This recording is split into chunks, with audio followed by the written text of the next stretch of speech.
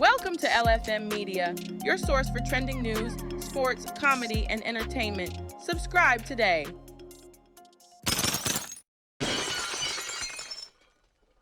My wife's sister is getting married, and before the wedding, my wife let me know she slept with the best man. Yeah, I've been married for 3 years. Was talking to my wife for an additional 2 years before that, so we've been in a relationship for 5 years. Yo, what's good, fam? Marcel here, back with another episode of ChaosorConnection, where we dive headfirst into the beautiful, messy, and sometimes downright baffling world of relationships. If you're dealing with some love drama of your own, trust me, you're not alone. And if you're tuning in just for the entertainment, well, welcome aboard.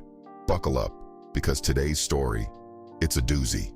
So this poor guy, who I'll call Mark, because anonymity, people, who's dealing with something that sounds straight out of a bad rom-com.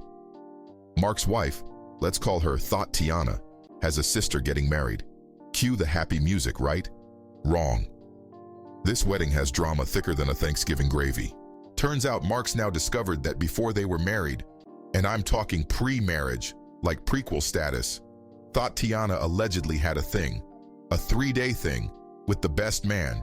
Yep, the best man.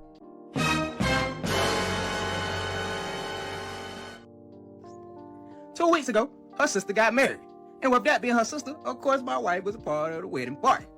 Now, 2 weeks leading up until the wedding, my wife was very involved with helping her sister get ready, which is expected. That's your sister, you want to make sure her day goes right. So, she had been spending a lot of time with her. Now, 3 days before the wedding, Wednesday through Friday, my wife took off from work. She was already off on the weekend, the wedding's on Saturday. So she took off from work Wednesday to Friday, those 3 days, and stayed at her sister's. Stayed at her sister's the whole time. I didn't see her. I ain't seen her since Tuesday. So, Saturday come, the day of the wedding, I decide I'm gonna go over, surprise my wife. I ain't seen her in days, I ain't seen her since Tuesday. I wanna see her, I wanna greet her, I'm gonna go over there and surprise her before the wedding. I get over there, my wife sees me through the window. I see her. She told her brother to come out and speak to me. Now I thought that was a little weird, but her brother said hey, I said hey, he said hey, she'll be out to greet you, don't come in. Now I thought it was a little weird, but cool. I just want to see my wife. So she comes out to the car, greets me with a kiss. I'm thinking we finna catch her, have a good time. She tell me I shouldn't be there. That look was like, really, Futhermucker? Wait. So that's a red flag right there. So his wife's brother was sent out to prevent Mark from coming in, and then she fixed her mouth to say he shouldn't be there. What's she hiding? You should be allowed to be anywhere your spouse is at. Are you kidding me? I wish mines would. She also says, hey, if you're still coming, you might hear some things about me and the best man. I want you to know, about 4 years ago, we had something going on. Now I'm stunned to speak. It's just all hit me at once. She said, I know you can kind of be jealous, so beforehand and before you hear from anybody, I want to go ahead and tell you that something happened there, but it's nothing no more. But I did want you to know that. Still too stunned to speak, I ain't say nothing. She got out, left. I went to go get some lunch, because it's still early, still before the reception and everything. So, I went out to eat, and I thought about it 4 years ago. Maybe she slipped up, because like I said, we've been together for 5 years, so I was like, maybe she slipped up with the timeline. She and me 4 years ago, a lot of stuff going on, so I didn't want to think about it too deep. 4 years ago, she was acting kind of weird. Hiding the phone, doing things she don't usually do, and she went on 2 camping trips with coworkers. She went on 2 camping trips with coworkers. Man, stop playing. Oh, Thought Tiana. Honey, you've just opened a Pandora's box of relationship complexities. But I try not to let this eat me up, because I can't admit, yeah, I am a jealous person, and I don't want to ruin the reception. I don't want to ruin the wedding, so I don't feed too deeply into it. Nah, I show up. Wedding goes fine. I'm scanning through the people to see the best man. I'm just trying to see what was going on. My wife comes to me after the pictures and everything. It takes a while, but they take pictures and everything, and she lets me know that they got to dance, her and the best man. And I said, why you can't dance with the guy you was paired up with? Apparently, the maid of honor and the guy she's paired up with are married, so they would like to dance together. So she's gonna dance with the best man. Sounds like she may be giving you reasons to be jealous. And now to add insult to injury, you want him to watch you dance with the man you just told him you cheated on him with. And apparently everyone at the wedding knows about it. Awkward. Nah, try not to let that affect me, especially after the news that I got, so I try to be okay with it. The best man comes over and greets me. I don't tell him to F off like I want to. I just shake his hand. Nice to meet you. Takes my wife. They go dance. Nah, I didn't watch them take my wife away. I probably couldn't handle that. And I also can admit I get angry when I drink. So I didn't even drink either. I ain't watch them walk away. And I didn't have me anything to drink. Because I know I had to control myself. So they dance. They come back. And I guess my greeting that I gave him was a little too cordial. Because that didn't veer him off like I thought. He sat down and started having a conversation with my wife. And they kicking and kicking it up, cackling like the best of friends. Like they got so much to catch up on. So, after a few minutes of them talking, I get up, go to the bathroom, I leave. I come back, he's going. My wife said that was mighty rude of me. I ain't have to get up and leave like that. She's ready to go. I done ruin her evening. She said she's gonna go change, and when she comes back, we can leave. Now I told her, hey, don't let me ruin it for you. I guess by the look on my face, I look bad, but I haven't done anything. I said, look, I'm down to stay here and have a good time. You don't have to leave because of me. Then she said, no, I want to leave. So she goes to the bathroom, changes her clothes, come back, talk to me. I say, listen, you can stay, and if you think I'm renting you for having a good time, I can leave. Or, yeah, I told myself, I can leave. Or we can leave together if that's what you would feel, or I can stay if help you out would stay. So we agreed to stay. Now what in the hell? Now Mark, being the trooper that he seems to be, initially tries to play it cool. He even shakes the best man's hand. Big mistake, dude. I get it. You're trying to be civil. But inside, we know there's a volcano brewing. Sometimes you have to hold court, especially before letting someone play with your feelings in your face like that. That was very disrespectful. Thought Tiana is upset because Mark's absence was rude. Then she throws on the martyr act and says, I'm going to change. We can leave early so you can take your bad feelings with you. Oh girl, take a breath. Mark does his best, offering her the option to stay. The fact that she cheated, then acted like Mark was the one causing a problem. Let's just say, I've got words that aren't suitable for a family-friendly podcast. The nonchalant actions and disregard for her husband's feelings is a direct slap in the face. I sit down and I talk to her brother for a little while, but by the end of the night, I'm talking to her grandma, and we done talk majority of the night. Now, me and my wife both leave at the same time. I get home before she do. But when she come in the door, I'm sitting on the couch because I'm ready to talk. It's talking time. I ask her, hey, retell that story. She says, about 4 years ago, her and the best man had a little something going on. So I asked her, are you sure about the time frame? She says, yes, I'm sure. So I remind her that we have been together for 5 years. So with that being 4 years ago, we were a year well into our relationship. Now, I don't even know if I can elaborate this correctly because I did not expect for her to say what she said, but I will try. She said, with no remorse, no sadness, no guilt, no denying. She said, I know. So I asked her to explain. She said her and the best man used to work together, and they were physically intimate. Now, there weren't any feelings involved, and she had no intentions on leaving me. She just wanted to have some fun for a few weekends.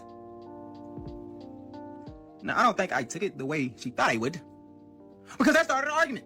Yeah, it started an argument. We went back and forth for a while, and she said that was before we were married. We are married now. We love each other. We have a good life, and I should just let it go. I am acting childish. Two things. I feel like my actions are well justified. And even though we weren't married at the time, you still cheated on me because we were together at that time. And I don't feel like you saying I'm acting childish, you putting a label on how I'm feeling, is good. It makes me feel like you're trying to belittle me and act superior towards me. Here's the thing. Mark is hurting, and he should be. His wife's reaction, lacking any remorse, is not okay. She's telling him to just let it go, which is like putting a Band-Aid on a broken leg. And that dismissive, childish comment, that's a classic tactic to invalidate his feelings and shift the blame. So, Mark, your feelings are totally valid, my man.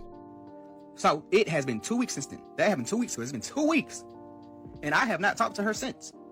She's been getting me to try to talk to her, but I can't shake this feeling of hurt and betrayal. See, the thing is, she's not feeling guilty or hurt about it. And when I told her I needed time to think, she told me it was nothing to think about. It happened before we were married.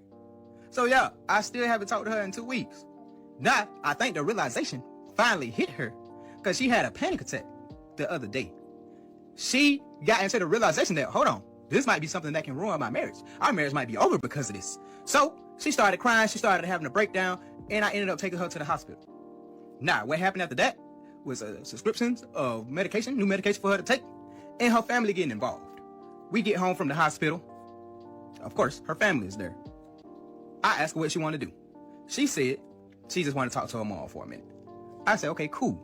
I can get out of here. Because if she gonna talk to her mom, I don't want to be stuck sitting talking to her dad and her sister all day about what's going on and what's happening.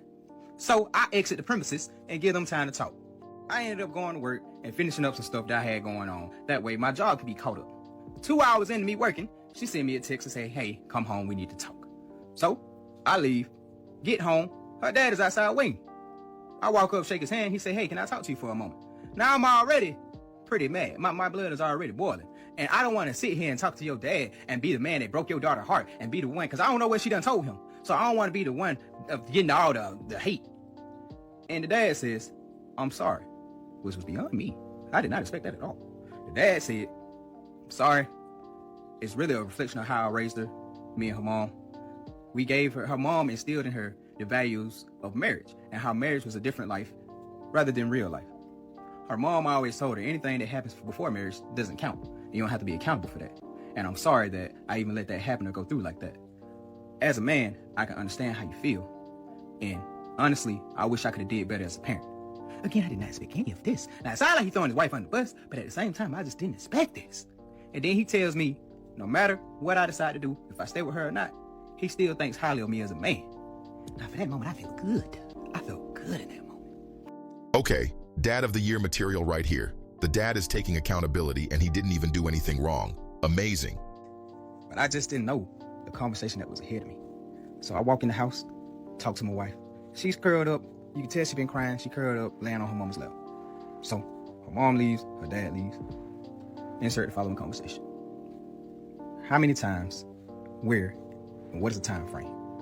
Now, I didn't bring anything up about when we was engaged, because I don't want to even have the thought of her cheating on me when she was engaged to me, when she was my fiance. But she goes over the dates again, and thankfully, it's a little bit earlier when she first said the year, so it wasn't when we were engaged.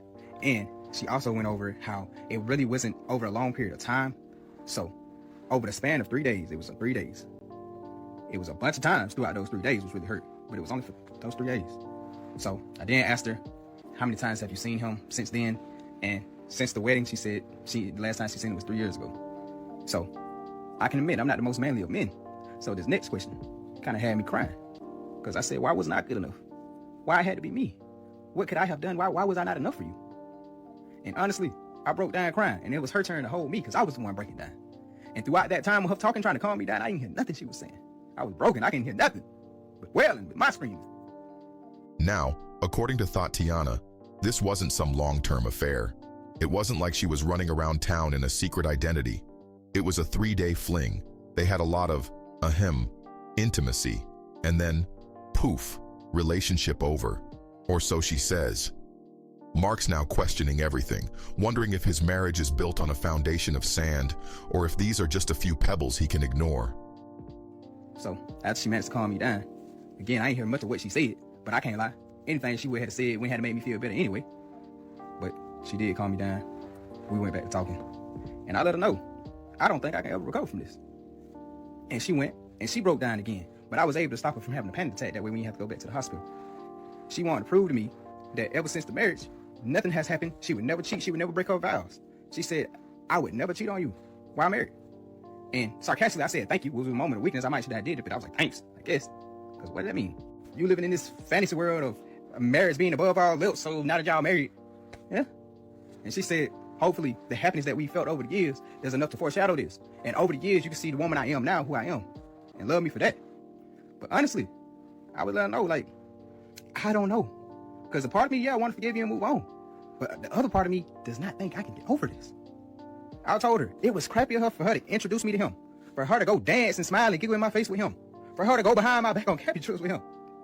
In my face. That was disrespectful and hurtful to me. So I told her, look, I got some stuff I still need to handle at work. Let's cease all the conversations about this. I got too much on my plate and I'm getting overwhelmed. Nah, that was yesterday. So I've been thinking, a part of me really does want to forgive her and move on. But another part of me just can't get over this. I don't know what to do. My take. Okay, first of all, what happens before marriage doesn't count is a concept that belongs in a dusty old book of outdated relationship myths. It's a classic case of trying to redefine the rules after the game has already started. Look, we all make mistakes, but the act of not being transparent about something like that before getting married, it's a big deal. It can really shake the foundation of trust. And it's not about the number of days.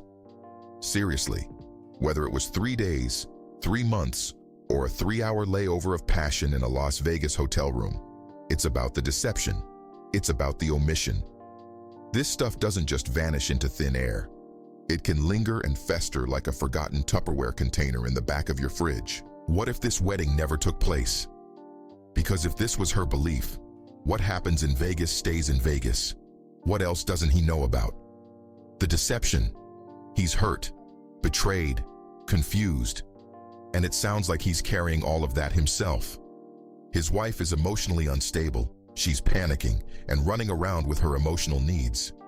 She is not putting his needs into consideration at all. Mark, here's what I want you to hear. What she did was a violation of trust, whether you were married or not. The time frame doesn't diminish the fact that it hurts. You were in a relationship, and her actions disregarded that. And that's not okay. It's completely natural for you to feel betrayed right now. And when it comes to that, why wasn't I good enough question? Let me tell you something. It has nothing to do with your worth, Mark. It's about her choices, her insecurities, her lack of boundaries. Look, there's a difference between a little chaos and a full-blown hurricane. What Mark is going through is the latter. Thought Tiana's behavior was, putting it mildly, inconsiderate with the way she unveiled the truth. She may try to gaslight you into thinking that you should be cool with her behavior because she spared you the embarrassment. However, you get to decide if you want to stay or leave. Now here's the thing. Relationships are tricky, messy, and sometimes downright bonkers. But they're also the most beautiful and rewarding things we can experience. Mark, this situation sucks, and I cannot lie. But it's forcing you to decide what your values are when it comes to relationships. Whether Tatiana stays or goes, it's all up to you. Whatever you decide to do, know that you deserve to feel safe, respected, and valued in your relationship. And if you don't, it's okay to make the decisions that align with that. And to everyone listening, keep your chin up. Chaos and connection are two sides of the same coin, and we're all just trying to figure out how to navigate it all. So, listeners, if any of this sounds familiar, or if you've got your own relationship pickle you want to share, slide into our DMs or email us at ChaosorConnection.com. You know, we're all in this relationship rodeo together, so let's all try to avoid making it a chaotic one as much as we can. Remember, it's always about choosing connection over chaos. That's it for this week's episode of Chaos or Connection. I'm your host, Marcel, and until next time, remember, real love is a marathon, not a sprint, and it is definitely not based on a 3-day rule. Stay amazing, and I'll catch you on the flip side.